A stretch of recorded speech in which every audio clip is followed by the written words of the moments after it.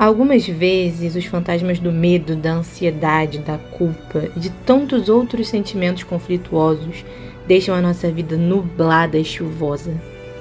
Para trazer a harmonia, a luz, o florescimento da jornada de volta, nós precisamos trabalhar esses sentimentos, sabe?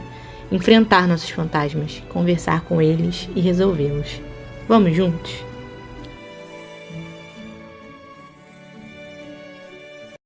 Olá, pessoal! Estou muito feliz de estar aqui com vocês hoje para a gente iniciar o nosso estudo do livro de Joana de Ângeles, Conflitos Existenciais, esse livrinho santo que eu tenho certeza que vocês vão amar, estudar e se conhecer, só que não. Esse livro que vai poder trazer uma liberdade pra gente, uma liberdade no sentido de autoconhecimento, que vai nos ajudar nos processos. Só que toda a saga psicológica de Joana são livros muito difíceis de compreender, e o meu intuito aqui hoje é poder ir junto com vocês, buscando esse entendimento, buscando interpretar as coisas que Joana traz nas obras dela, para que, de fato, possa nos ajudar nesse processo evolutivo que nós temos aí na nossa encarnação. Nesse primeiro capítulo do nosso livro Conflitos Existenciais, nós vamos começar estudando o capítulo Fugas Psicológicas. Joana, nesse livro, ela é bastante didática, então ela separa em fases cada um dos conflitos que ela traz pra gente. Então, a gente vai estudar primeiro o conflito fugas psicológicas. Aí ela fala o que é fuga psicológica, ela fala quais são as causas e te ensina a solucionar. Então, em todos os conflitos que ela traz pra gente nesse livro, ela vai passar por essas 3 etapas. Então, é muito legal a gente estudar cada um dos conflitos, porque ela explica, ela te dá uma solução e te ajuda a resolver aquela questão. Então, você está preparado para ser chamado de imaturo, de infantil? Não, nem eu. Mas é tudo isso que Joana fala pra gente. Fala um pouquinho mais também, mas aos pouquinhos a gente vai entender por que Joana fala um pouquinho mal da gente para poder nos mostrar que esses comportamentos não são legais. No primeiro capítulo do livro, que são fugas psicológicas, não sei se vocês já pararam para refletir, para pensar no que são fugas psicológicas, e que se quando vocês leram o livro, vocês compreenderam o que Joana quis dizer. Mas quando ela vai explicar pra gente as causas das fugas psicológicas, ela vem falando que todo mundo tem. Todo serzinho encarnado aqui na Terra realiza fugas psicológicas o tempo inteiro. A gente faz isso. Normalmente, em outra linguagem, né, a gente chama de sabotagem, autossabotagem. A gente se sabota o tempo inteiro e não sabe nem por quê. Isso é uma fuga psicológica, quando a gente se autossabota. A gente está cometendo uma fuga psicológica. Normalmente, as fugas psicológicas, elas acontecem didaticamente falando, né? Porque Joana, ela fala muito mais bonito nos livros dela, mas eu não vou complicar aqui pra gente, até porque eu não sei complicar. Então, eu não vou complicar, eu vou falar de uma forma fácil e clara para que todo mundo consiga entender. Quando a gente entra em contato, a gente que eu digo, nosso cérebro, nossa psique. Quando nossa psique ela entra em contato com algo que ela não consegue lidar, com algo que ela não entende, com algo que ela acha que vai nos ferir, que vai nos prejudicar, ela foge. E o que seria essa fuga? Ela joga esse conflito, algo que ela não consegue lidar naquele momento, para o nosso inconsciente. Provavelmente vocês já viram alguma imagem, né, daquele iceberg, onde diz que o consciente é aquela parte que fica para fora da superfície e o inconsciente é o que fica para dentro, que é a maior parte. O que seria consciente e inconsciente? Consciente são as informações que a gente tem acesso rápido, que são as nossas, que ficam ali nas nossas lembranças. O inconsciente são situações, vivências que já aconteceram conosco e que estão no nosso inconsciente que a gente não acessa facilmente. Então, por isso que tem o consciente e inconsciente. E tudo, absolutamente tudo, você lembre ou não, que você já passou na sua vida, mesmo que seja lá na sua infância, quando você estava na barriga da sua mãe, você tem isso registrado no seu inconsciente. Inclusive situações de outras vidas que ficam registradas no nosso perispírito. Então, todas as situações que nós já passamos, elas estão registradas no nosso inconsciente. Algumas estão no consciente, porque a gente consegue acessar facilmente. E as fugas psicológicas acontecem exatamente nesse ponto. Alguma coisa, em algum momento da sua vida aconteceu com você, que você não soube lidar, que você não tinha maturidade psicológica para lidar naquele momento, naquela situação, ou que o seu cérebro entendeu que ele precisava te proteger, que ele precisava criar um bloqueio como proteção para que você conseguisse sobreviver.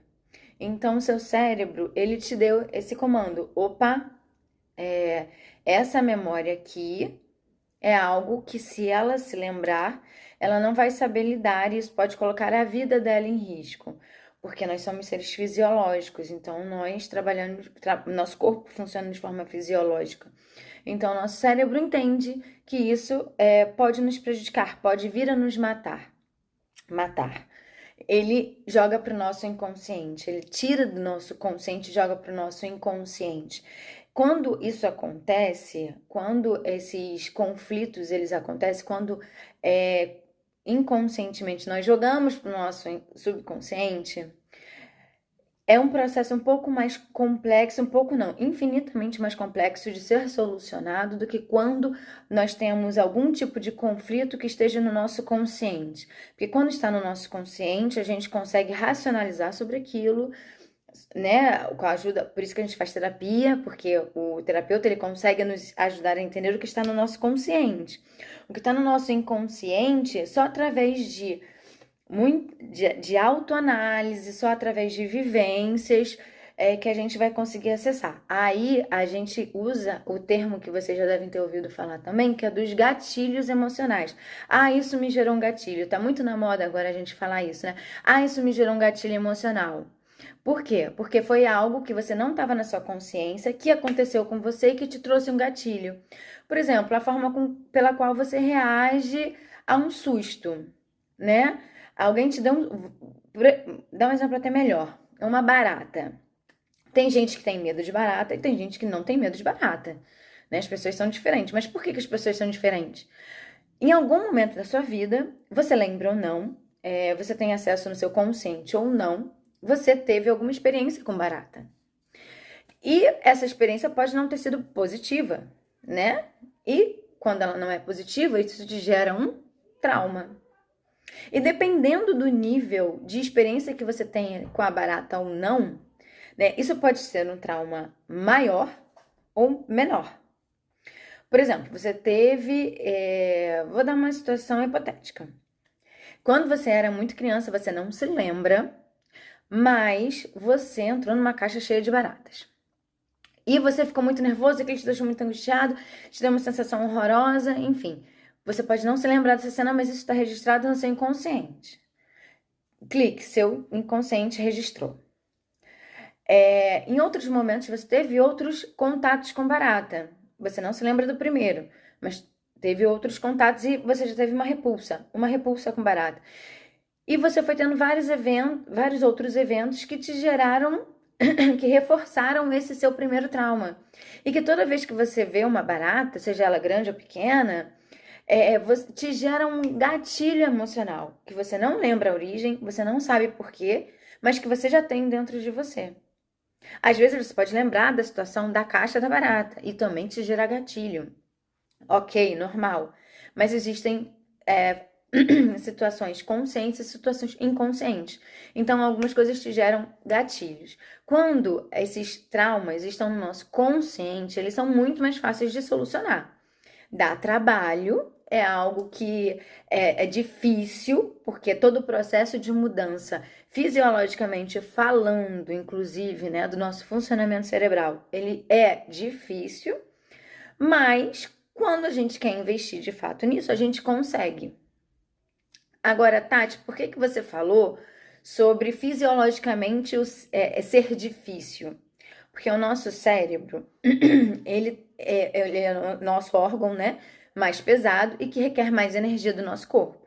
Então, tudo que o nosso corpo puder fazer para economizar energia, porque fisiologicamente a gente precisa gerar economia de energia, então o nosso cérebro, como ele é o maior órgão, ele é o que mais trabalha no nosso corpo, ele precisa gerar uma economia de energia também. E o nosso cérebro, com o intuito de economizar energia, ele coloca algumas coisas no automático. Já se pegou se deslocando de um lugar para o outro, um caminho que você faz todos os dias ou com muita constância, e que depois você se pergunta: nossa, como foi que eu cheguei aqui? Eu não me lembro do percurso.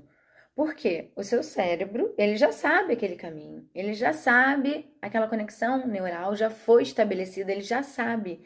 Para economizar energia, ele te coloca em outras situações. Então você começa a racionalizar outros assuntos durante esse processo. Durante a trajetória casa-trabalho, você está literalmente no mundo da lua, porque o seu cérebro já sabe o caminho, ele não precisa mais gastar energia pensando sobre aquilo. Então ele te gera essa economia e aí você começa a pensar em outras coisas. Por isso que você não lembra como você chegou no trabalho. Então, com essas circunstâncias, o seu cérebro também faz com as memórias. Memórias que geram, que você que precisam estar recentes, ele mantém. E as memórias que você não acessa, que você não utiliza com tanta frequência, ele joga para o inconsciente, para o subconsciente. Então, esse é o processo fisiológico do nosso cérebro. E memórias que não, como o nosso corpo, ele é, vamos dizer assim, todo programado para fazer com que a gente sobreviva, memórias e fatos que a gente tenha vivenciado, que tenha nos gerado um trauma muito grande e que pode ser considerado pelo nosso cérebro uma ameaça, ele joga para o inconsciente no intuito único e exclusivo de nos proteger. Então, nós temos diversas memórias conscientes e inconscientes. E hoje nós vamos falar aqui no livro de Joana sobre os processos conscientes, porque os inconscientes são mais difíceis de lidar, requer um processo maior. Os processos conscientes, como eles funcionam? Fisiologicamente, você já entendeu como o nosso cérebro funciona, como ele reage, né, aos estímulos.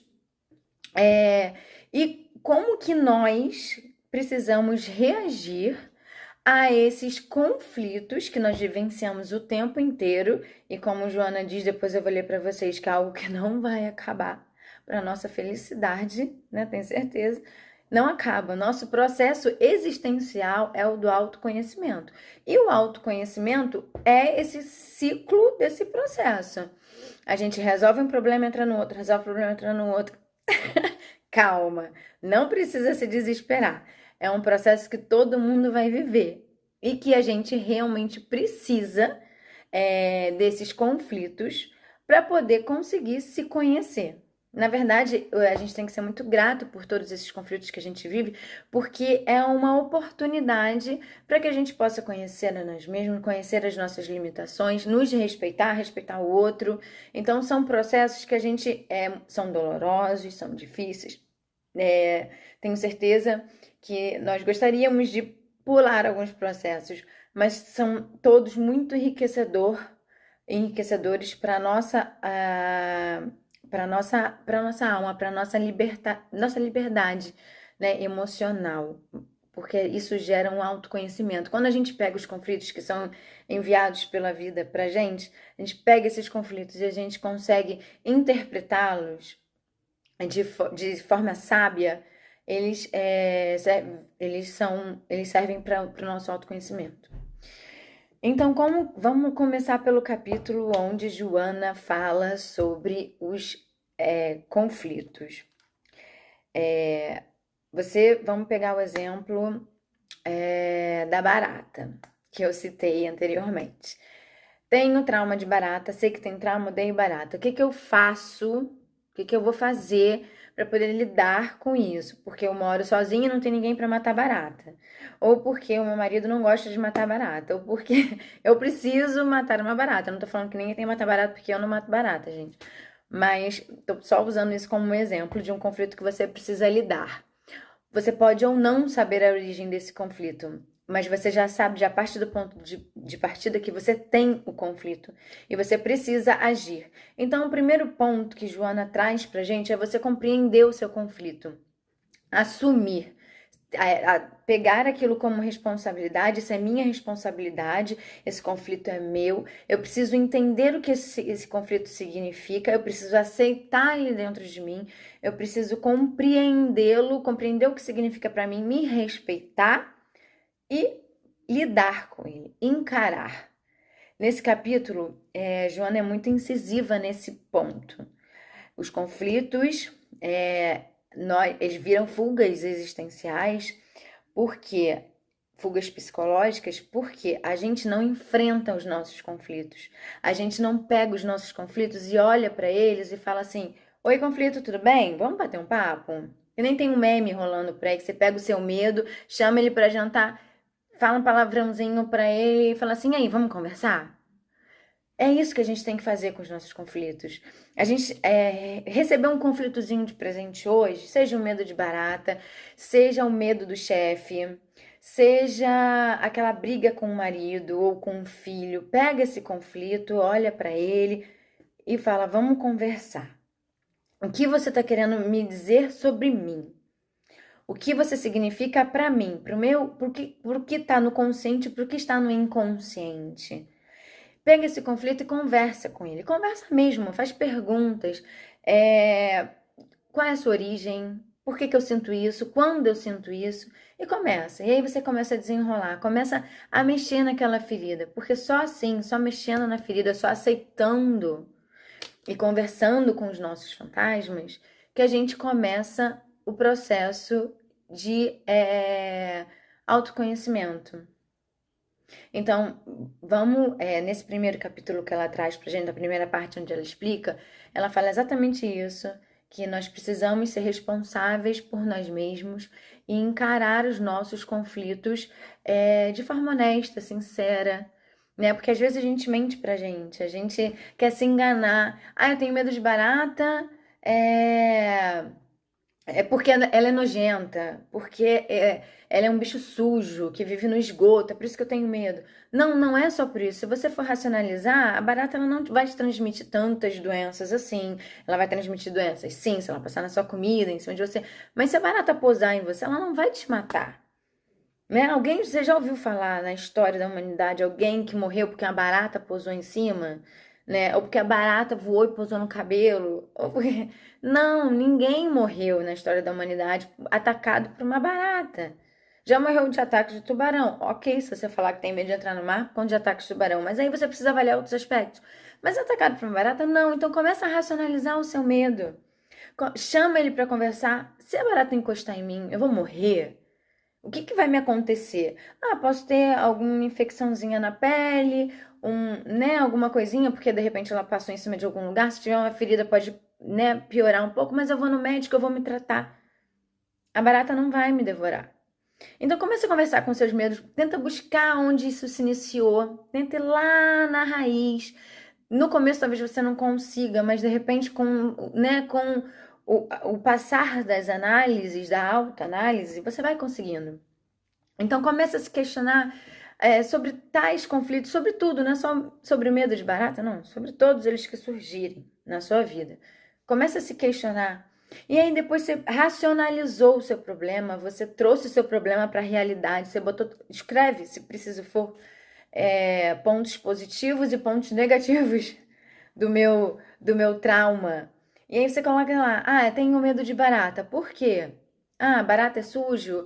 Ou, não, barata é um bicho criado por Deus. E vai colocando todos os pontos positivos e negativos de cada uma das coisas e analisa isso depois.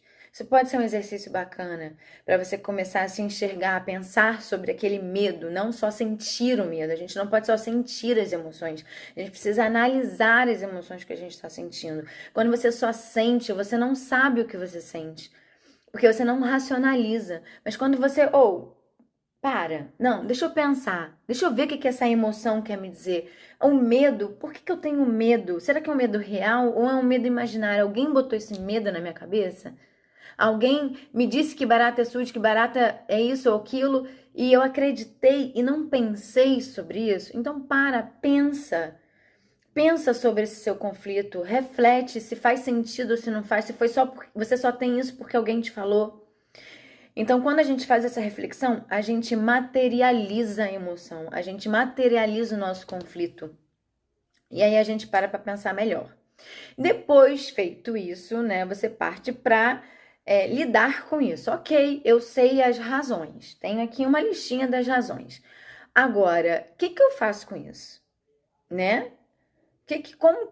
Daqui por diante, como é que eu vou agir com isso? Você vai analisar a sua listinha racionalmente, não mais emocionalmente, e vai falar assim: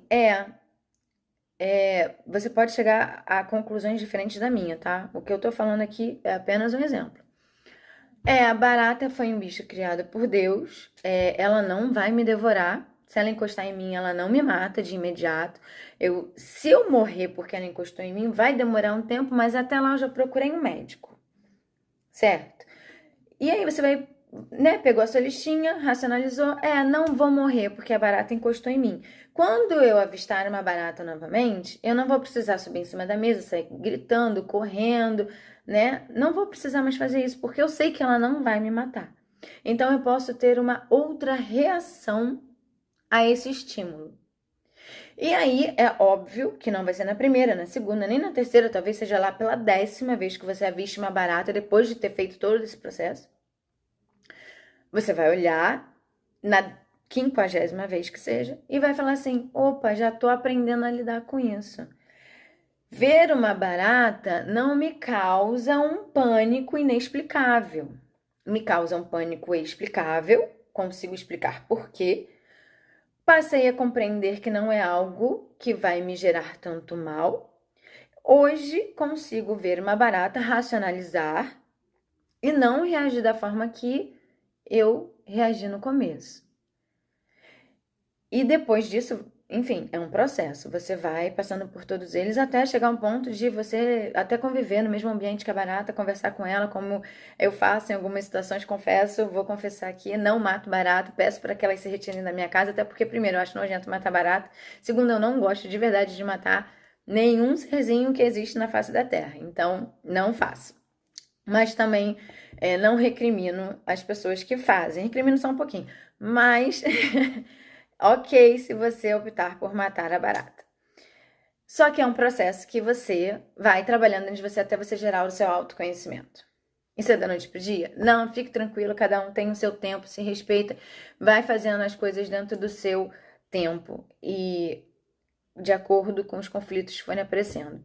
Como Joana traz aqui no livro, eu vou ler para vocês esse trecho que eu tenho certeza que vai deixar vocês muito animados com o processo de autoconhecimento, que ela diz lá na página 24 desse primeiro capítulo que nós estamos estudando, ela fala assim: à medida que se alcançam patamares mais elevados, ou seja, quanto mais evoluído você fica, né, quanto mais você sabe lidar com seus conflitos,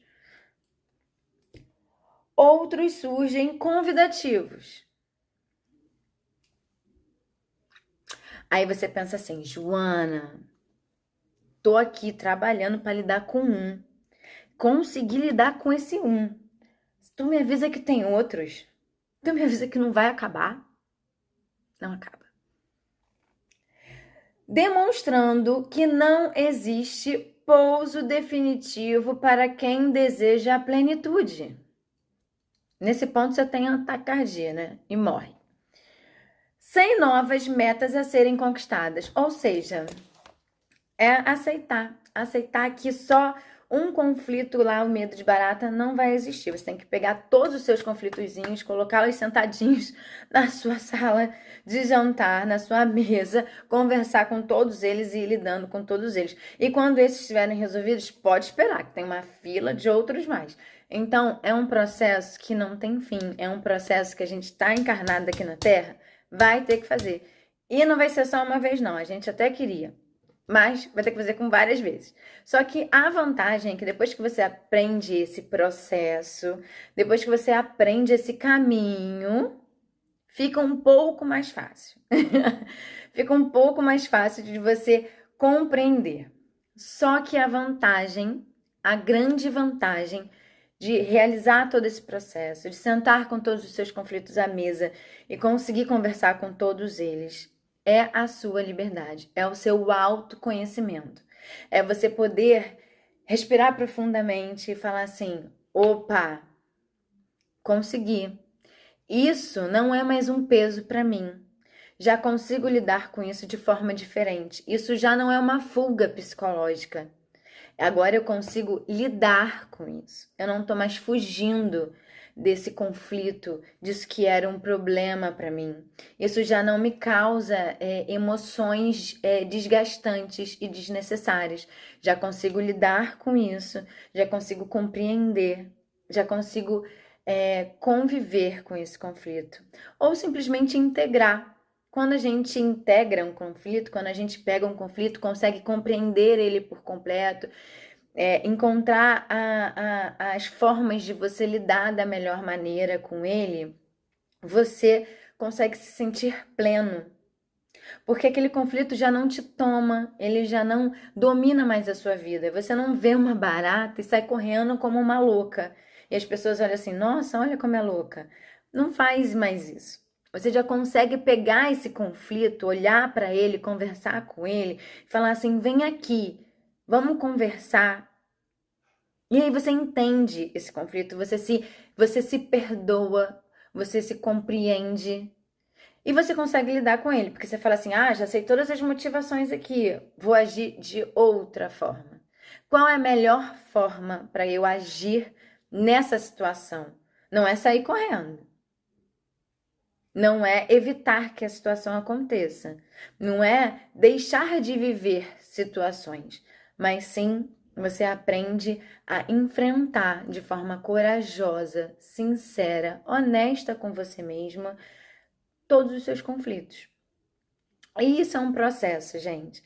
Não é rápido, não quero desencorajar ninguém, não é um processo rápido, não é um processo fácil, mas é um processo libertador que eu tenho certeza que se vocês encararem esse desafio que é do autoconhecimento, de pegar os seus conflitos, abraçar e vem cá que eu quero te conhecer, eu tenho certeza que ao final desse processo você vai ser o maior beneficiado dessa paz interior que você vai encontrar quando você conseguir lidar com todos os seus conflitos. Pessoal, por hoje é só. Eu espero que vocês tenham gostado desse nosso papo sobre esse capítulo. A gente se encontra num próximo com outro capítulo que vai nos ensinar mais um pouquinho sobre a gente. E vamos ver o que Joana traz nesse próximo capítulo para que a gente não entre em pânico. Obrigada, fiquem com Deus e Joana. Antes de ler os livros dela, peça ajuda a ela, que eu tenho certeza que ela virá ao seu encontro para te ajudar a compreender os livros dela. Um beijo. Tchau, tchau.